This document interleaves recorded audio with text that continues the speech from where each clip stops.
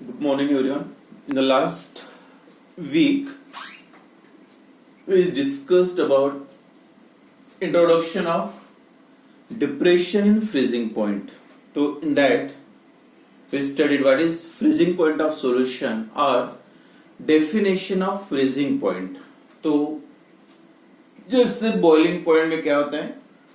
In boiling point, the temperature at which vapor pressure of any liquids becomes equal to atmospheric pressure. कोई भी liquid का vapour pressure जब atmospheric pressure इतना हो जाता है हीट करके, मतलब उसके कितना टेम्परेचर लगा 1 atm तक लाने के लिए, that is called the boiling point. अब यहाँ पे थोड़ा उल्टा है, वेपर प्रेशर बढ़ाना नहीं है, वेपर प्रेशर कम करना है. और वेपर प्रेशर कम करके कहां तक लाना है? जितना उसी लिक्विड के सॉलिड का वेपर प्रेशर है. मतलब टेम्परेचर पता है सबको, फ्रीजिंग करना है मतलब टेम्परेचर कम करना है, कूलिंग करना है. तो सेम इसी तरह से उसका जो डेफिनेशन है फ्रीजिंग पॉइंट का, the temperature at which the vapour pressure of any liquid become equal to its own solid. मतलब कोई भी लिक्विड का वेपर प्रेशर उसी लिक्विड के सॉलिड, मतलब अगर वाटर लिक्विड है तो उसका सॉलिड कौन सा होना चाहिए? आइस. मतलब जिस टेम्परेचर पे वाटर का वेपर प्रेशर और आइस का वेपर प्रेशर सेम हो जाता है, that temperature is called as a freezing point of that liquid. The temperature at which the vapour pressure of any liquid become equal to vapour pressure of its own solid. या ऐसे भी बोल सकते हैं, the temperature at which the two phases, that is solid phase and liquid phase, are in equilibrium and these two phases have a same pressure, same vapor pressure. दोनों phases का जो vapor pressure same होता है, या दोनों जो phases है that is in it is in equilibrium state, it is called as a depression in freezing point, freezing point. और उसके बाद जो सेकंड मेन जो आपकी कोलिगेटिव प्रॉपर्टी है, कोलिगेटिव प्रॉपर्टी कौन सी है? Depression in freezing point. मतलब डिप्रेशन का मतलब कम होना, decrease in freezing point, vapour pressure कम होता है. और सेम इफेक्ट है जैसे बॉइलिंग पॉइंट में अपना पड़ा था, जैसे सॉलिड ऐड करोगे, वो नॉन वोलेटाइल सॉलिड ऐड करोगे, नॉन वोलेटाइल सॉलिड ऐड करोगे सॉल्वेंट में, बॉइलिंग पॉइंट इंक्रीज होता है. यहाँ पे फ्रीजिंग पॉइंट है तो फ्रीजिंग पॉइंट क्या होता है? कम हो जाता है, डिक्रीज होता है, डिप्रेस होता है. That is called the depression of when the non volatile solute is dissolved in this solvent. जैसे अपने non volatile solute, solid solute अगर सॉल्वेंट में, लिक्विड में डिसॉल्व किया, then there is a decrease in the vapour, decrease in the boiling point, freezing point of that liquid. तो वो liquid का freezing point क्या होगा?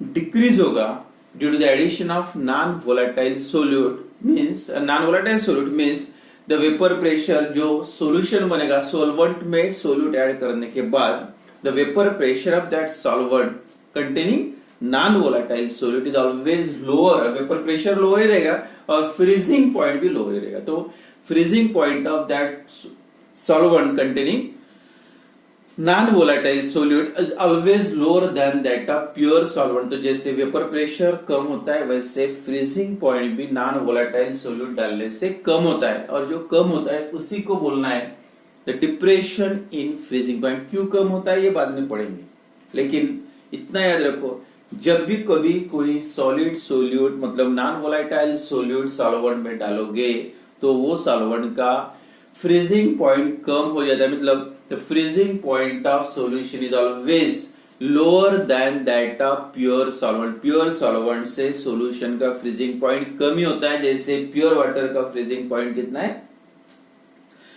0 डिग्री सेल्सियस प्योर वाटर को फ्रीज होने के लिए. अगर उसमें कुछ साल्ट या कोई कंपाउंड, अगर आपने सॉलिड कंपाउंड डिसॉल्व कर दिया तो उसका फ्रीजिंग पॉइंट 0 से कम हो जाएगा. 0 से कम मतलब माइनस में चला जाएगा. मतलब 0 पहले 0 है फ्रीजिंग पॉइंट प्योर वाटर का, लेकिन उसमें अगर सॉलिड सोल्यूट डाला तो क्या होगा? उसका फ्रीजिंग पॉइंट कम हो जाता है, माइनस में चला जाता है. मतलब freezing point decreases due to the addition of non volatile solute. And उसी को आपको क्या बोलना है? Depression in freezing point. Suppose if TF0, फिर से सॉल्वेंट के यहाँ पे 0 लिखना है, F for freezing point, T मतलब टेम्परेचर, जिस टेम्परेचर पे. तो TF0 with the freezing point of pure solvent. तो TF0 किसकी वैल्यू है? प्योर सॉल्वेंट का फ्रीजिंग पॉइंट। अब उसमें प्योर सॉल्वेंट में आपने सोल्यूट डाल दिया मतलब वो अभी सॉल्वेंट नहीं रहा, it become a solution. Then solution जैसे बन गया उसका फ्रीजिंग पॉइंट क्या हो जाता है, कम हो जाता है। And then TF0 pure solvent का था और सॉल्यूशन का फ्रीजिंग पॉइंट क्या है, TF है। Then this TF0 is always greater than that TF, मतलब सॉल्यूशन का जैसे बॉइलिंग पॉइंट में उल्टा था, याद रखो सॉल्यूशन का बॉइलिंग पॉइंट ज्यादा सॉल्वेंट का कम, लेकिन यहाँ पे उल्टा है, फ्रीजिंग पॉइंट सॉल्वेंट का ज्यादा होता है और सॉल्यूशन का कम होता है। तो freezing point of solution is always lower than that of pure solvent. तो सॉल्यूशन का फ्रीजिंग पॉइंट क्या होता है, कम होता है, और सॉल्वेंट का फ्रीजिंग पॉइंट जो होता है वो ज्यादा होता है, मतलब सोल्यूट डालने से फ्रीजिंग पॉइंट कम हो जाता है। तो कितने से कम हुआ, पहले सॉल्वेंट ज्यादा किसका होता है, सॉल्वेंट का, therefore TF0 is greater than TF। पहले कितना था, जैसे वाटर का 0 था पहले, सोल्यूट ऐड करने के पहले थोड़ा सा उसमें आपने ग्लूकोज डाल दिया, अब कम होके हो गया सपोज -1। तो ज्यादा कौन सी वैल्यू, 0 ज्यादा है, -1 कम है, तो ज्यादा माइनस कम कितने आएगा आंसर, मतलब पहले इतना था, अब सोल्यूट डालने के बाद सोल्यूशन बना वो माइनस में चला गया, -1 है, तो हायर माइनस लोअर, मतलब solvent minus solution. Freezing point और बॉइलिंग पॉइंट में अगर आप जैसे पढ़ते टाइम अलग से करने के लिए 2-3 पॉइंट्स याद रखो, वहां पे सोल्यूशन का ज्यादा होता है और यहाँ पे सॉल्वेंट का ज्यादा होता है, ये याद रखो। जैसे वहां पे आपने लिखा था TB माइनस TB 0, मतलब सोल्यूशन माइनस सॉल्वेंट, यहाँ पे उल्टा करना पड़ेगा, सॉल्वेंट माइनस सोल्यूशन, क्योंकि सॉल्वेंट का ज्यादा होता है, मतलब ये किसका है, 0 प्योर सॉल्वेंट का, वाटर का। सोल्यूट डालने के बाद सोल्यूशन बना, उसका कितना होता है माइनस, मतलब माइनस माइनस प्लस, आंसर कितना है 1, मतलब फ्रीजिंग पॉइंट कितने से कम हो गया, 1 से कम हुआ। पहले कितना था, 0 था, अब -1 है, मतलब कम कितने से हुआ, तो freezing point is decreases by 1 and this value is called as a depression in freezing point, मतलब the freezing point of solvent is always greater than solution, and therefore जो दोनों का डिफरेंस रहेगा TF0 minus TF and that equal to किसकी value है, that is del TF, del मतलब difference. तो अगर कभी डेफिनेशन आती है define the depression in freezing point, या freezing point depression, depression in freezing point बोलो या फ्रीजिंग पॉइंट डिप्रेशन, तो क्या है, सिंपल यही डेफिनेशन लिखना है, जो फार्मूला आपको दिख रहा है वही, the difference between the freezing point of pure solvent and that of solution is called as a depression in the freezing point. When non-volatile solute is dissolved in the solvent, then the freezing point of solvent decreases, and that decrease is called as a depression in freezing point. The difference between, लिखते time पहले solvent का लिखना है और बाद में solution का लिखना है, याद रखो सोल्यूशन माइनस सॉल्वेंट नहीं, the difference between the freezing point of pure solvent and the freezing point of solution is called as a depression in freezing point. तो ये एक डेफिनेशन थोड़ा सा आपको याद रखना है। पहली डेफिनेशन क्या थी फ्रीजिंग पॉइंट की, the temperature at which the vapour pressure of any liquid becomes equal to vapour pressure of its own solid. जिस टेम्परेचर पे ऐसा होता है लिक्विड का वेपर प्रेशर और उसी के सॉलिड का वेपर प्रेशर सेम हो जाता है, वो टेम्परेचर को फ्रीजिंग पॉइंट बोलना है। और जो डिफरेंस है दोनों का, सॉल्वेंट का फ्रीजिंग पॉइंट और सॉल्यूशन के फ्रीजिंग पॉइंट को जो डिफरेंस आता है उसी को बोलना है depression in freezing point. And then next जो है कॉमन, जैसे बॉइलिंग पॉइंट में था, सेम नेक्स्ट जो हेडिंग है ग्राफिकल रिप्रेजेंटेशन, ग्राफिकली आपको एक्सप्लेन करना है how this freezing point decreases due to the addition of non volatile solute. Means depression in a freezing point, depression in freezing point as a consequences of as a consequences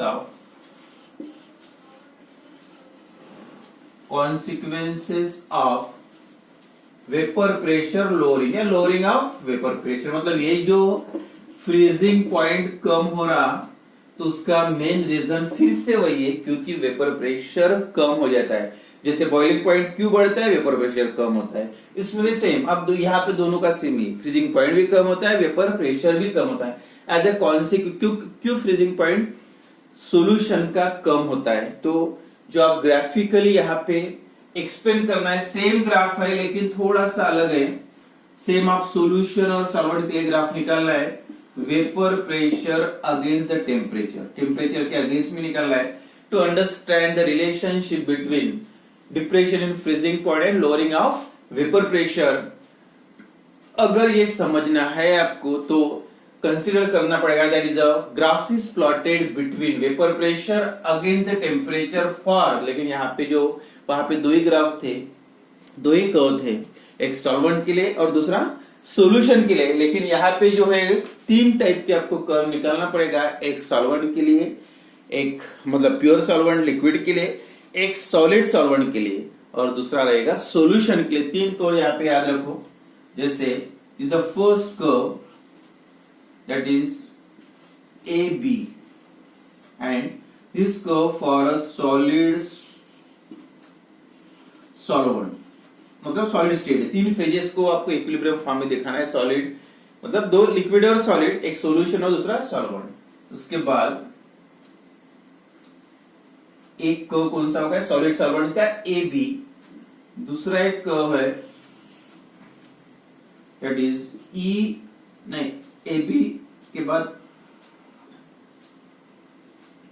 ABC B point यहाँ पे AB, then second curve CD that is for solvent, मतलब pure solvent के लिए curve है। और तीसरा curve जो रहेगा दैट इज CD के बाद EF, E और ये F, तीन curve that is a solution. अब यहाँ पे आप देखोगे सॉलिड का लिए अलग है, अब ये दो है सॉल्वेंट और सॉल्यूशन। सो इसी में सॉल्यूट डालने के बाद देखो उसके नीचे दिख रहा है, मतलब this curve is always lies below the solvent. Solution का कर्व ऑलवेज बिलो है, मतलब नीचे, तो वेपर प्रेशर ऑलवेज उसका कोई भी टेम्परेचर पे चेक कर लो कहां पे भी, ये सॉल्यूशन का नीचे दिख रहा है, मतलब vapour pressure of solution is always lower than that of pure solvent. उसके बाद एक एक पॉइंट्स देखो यहाँ पे एक्सप्लेन करना है, जैसे एट पॉइंट बी क्या रिप्रेजेंट करा, देखो पॉइंट बी कौन सा टेम्परेचर बोलेंगे उसको, मतलब यहां से स्टार्ट करोगे सॉल्वेंट का, वेपर प्रेशर ये है, टेम्परेचर ये, धीरे धीरे आप अंदर आते मतलब टेम्परेचर कम करते जा रहे हो, जैसे टेम्परेचर कम करे वेपर प्रेशर भी कम हो रहा है। लेकिन ये एट पॉइंट बी क्या हो रहा है, तीन कर्व है, that is that graph represent the three curve, one A B for solid solvent, then CD for pure solvent and EF for a solution। तो एक एक पॉइंट पहले क्लियर, और एक बात याद रखना, इट इज ऑलवेज नोट करना है आपको, याद रखना है सॉलिड सोल्यूट या solute does not dissolve in, never dissolve in a solid solvent. Solid solvent में सोल्यूट डिसॉल्व नहीं होगा, मतलब इसको आप सॉल्यूशन का सॉलिड नहीं बोल सकते, ये सॉलिड सॉल्वेंट का कर्व है। और हर कोई भी at every temperature the vapour pressure of solution is always lower than that of pure solvent. कोई भी कहीं पे भी लो टेम्परेचर एक्सिस पे, ये कर्व आपको नीचे दिख रहा, मतलब सॉल्यूशन का vapour pressure always lower than that of pure solvent.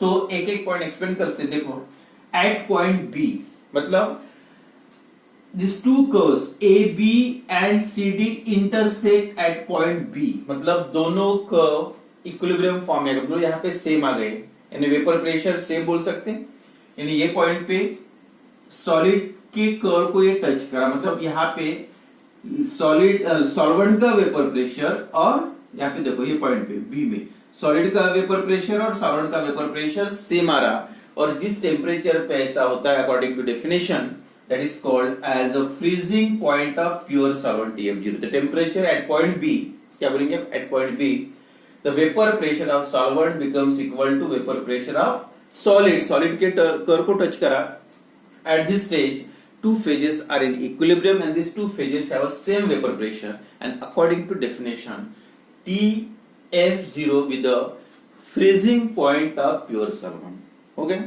Then at point E, ये पॉइंट ई क्या रिप्रेजेंट कर रहा है, ये सॉल्यूशन को फिर से, जैसे सोल्यूट डाला वेपर प्रेशर कम हो गया, अब उसको फ्रीज करना है, फिर से आपको टेम्परेचर कम करते आना है, और जैसे टेम्परेचर कम, और यही पॉइंट पे क्या हो, देखो ये कर्व जो सॉल्यूशन का को इसके सॉलिड के कर्व को टच करा, मतलब इंटरसेक्ट एट पॉइंट ई, ये जो पॉइंट है at point E the intersection of this two curve takes place, A B मतलब सॉलिड का और ई एफ मतलब सॉल्यूशन का, and again this corresponding temperature, मतलब यहाँ पे दोनों फेजेस का आर इन इक्विलिब्रियम एंड दोनों फेजेस का वेपर प्रेशर सेम है and this corresponding point is called as the TF, मतलब the vapour freezing point of a solution. ये किसका वेपर टेम्परेचर है? फ्रीजिंग पॉइंट ऑफ, मतलब फ्रीजिंग पॉइंट ऑफ सॉल्यूशन, और ये पॉइंट बी पे freezing point of pure solvent. तो आप देखोगे तो प्योर सॉल्वेंट का टेम्परेचर ज्यादा है और सॉल्यूशन का टेम्परेचर कम। देखो फिर से सोल्यूट डालो यहाँ पे, अगर सोल्यूट डालोगे तो क्या होगा? फिर से वेपर प्रेशर कम होगा और फिर से उसको कूल करते लाना है, फिर से अंदर जाए भी एक पॉइंट यहाँ पे आ सकता है। मतलब जितना सोल्यूट डालते जाओगे वेपर प्रेशर कम होते जाएगा और फ्रीजिंग पॉइंट भी कम होते जाएगा। तो दस एट हर पॉइंट पे देखो सॉल्यूशन का वेपर प्रेशर जो होता है वो कम होता है, वेपर प्रेशर कम होने से फ्रीजिंग पॉइंट भी कम हो जाता है। तो at every point the vapour pressure means this curve solution curve always lies below that of pure solvent. तो ये दो पॉइंट से क्लियर होता है। अगर ये जो फ्रीजिंग पॉइंट कम हो रहा तो उसका मेन रीजन क्या है? Because the vapour pressure is decrease. अब सेकंड जो पॉइंट है important, why this freezing point of solvent decreases due to the addition of non-volatile solute। तो उसका रीजन क्या है? क्यों कम होता है? वेपर प्रेशर कम क्यों होता है? उसका रीजन मैंने शुरुआत में बता दिया था। जब प्योर सॉल्वेंट होता है तो सभी के सभी मॉलिक्यूल प्योर सॉल्वेंट के होते हैं, सभी वेपर बना सकते हैं। अब जितनी उसकी कैपेसिटी उतने वेपर्स बनाएंगे, स्टैंडर्ड वैल्यू। जैसे आपने उसमें सोल्यूट डिसॉल्व किया तब पूरे पार्टिकल सॉल्वेंट के नहीं रहेंगे, सोल्यूट क्या आ जाएगा? सॉलिड पार्टिकल हो तो वेपर नहीं बनाते। अब जैसे पार्टिकल डाल दिए सोल्यूट के आगे सरफेस एरिया पैक हो गया, या सॉल्वेंट के मॉलिक्यूल पहले जितने जाते थे वो कम हो गया, ऑब्वियसली वेपर प्रेशर कम होता है। तो लेकिन फ्रीजिंग पॉइंट कम होने का मेन रीजन क्या है? तो फ्रीजिंग पॉइंट कम क्यों होता है? तो उसका रीजन ये है, इन प्योर सॉल्वेंट, जो प्योर सॉल्वेंट होता है there is only the molecules of solvent. जो अट्रैक्शन होता है, ये लिक्विड का अट्रैक्शन, लिक्विड के मॉलिक्यूल, इसमें अट्रैक्शन मॉलिक्यूल अट्रैक्ट होते हैं, थोड़े थोड़े पास होते हैं। सॉलिड के कंपैरेटिवली थोड़ा अट्रैक्शन थोड़ा कम होता है, लेकिन गैसेस के कंपैरिजन में अट्रैक्शन ज्यादा होता है। तो in pure liquid there is only the molecules of solvent and there is a strong intermolecular forces of attraction। attraction molecule molecule में ज्यादा होता है। और जैसे आप फ्रीजिंग टेम्परेचर कम करना शुरू कर देते हैं, ये मॉलिक्यूल एक दूसरे को अट्रैक्ट करते हैं और पास पास आ जाते हैं, तो अट्रैक्शन ज्यादा होता है and therefore they freeze easily because intermolecular force of attraction is greater because there is only the molecules of liquid. मतलब किसके मॉलिक्यूल्स है? सिर्फ लिक्विड के, प्योर सॉल्वेंट के। बट टू दिस सॉल्वेंट, अब ये सॉल्वेंट है तो सॉल्वेंट में फ्रीजिंग पॉइंट थोड़ा पहले से फ्रीज हो जाता है, मतलब फ्रीजिंग पॉइंट ज्यादा होता है, पहले से जल्दी फ्रीज होता है मतलब ज्यादा फ्रीजिंग पॉइंट, बाद में फ्रीज होने का मतलब और कूलिंग करना पड़ता है, तो अट्रैक्शन ज्यादा होता है pure solvent. But in case of liquid state means when to this pure liquid non volatile solute is added. जैसे आपने सोल्यूट ऐड कर दिया तो बीच बीच में किसके पार्टिकल आ गए? ये सोल्यूट के पार्टिकल आ गए।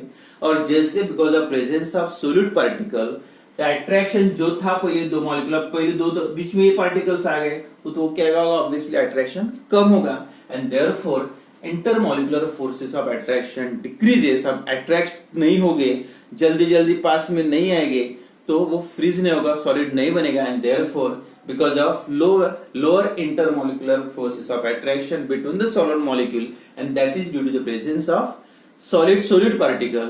तो फ्रीजिंग पॉइंट जो होता है वो मैंने और कूलिंग करना पड़ता, और ज्यादा कूल करना पड़ता, और टेम्परेचर कम करना पड़ता। Therefore the freezing point of solution is always lower than that of pure solvent. तो उसमें दो ही पॉइंट याद रखना है बस। क्यों कम होता है सॉल्यूशन का फ्रीजिंग पॉइंट? तो उसमें अट्रैक्शन जो होता है मॉलिक्यूल का कम होता है प्योर सॉल्वेंट के कंपैरिजन में, क्योंकि प्योर सॉल्वेंट में दूसरे मॉलिक्यूल नहीं होते, सिर्फ लिक्विड के होते हैं।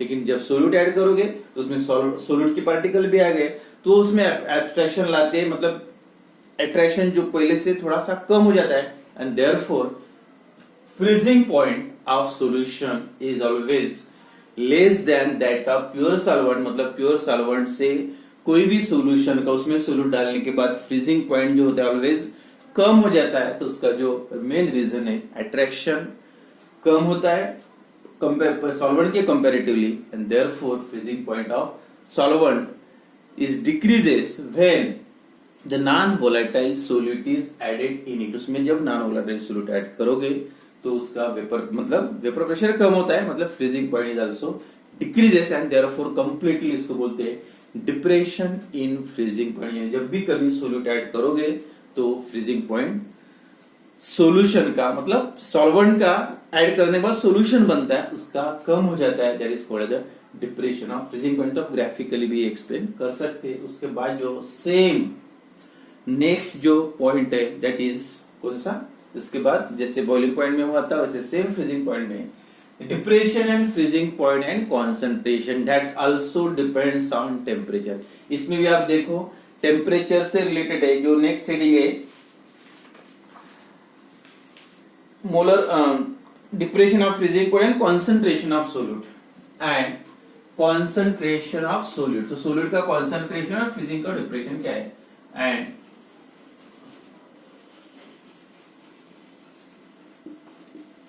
Concentration of solute. सोल्यूट का कॉन्सेंट्रेशन कितना, आप देखो यहाँ पे ग्राफ से और ये पॉइंट क्लियर हो जाएगा। अब पहले सोल्यूट थोड़ा सा डाला था तो ये कर्व नीचे आ गया, मतलब वेपर प्रेशर कम हो गया।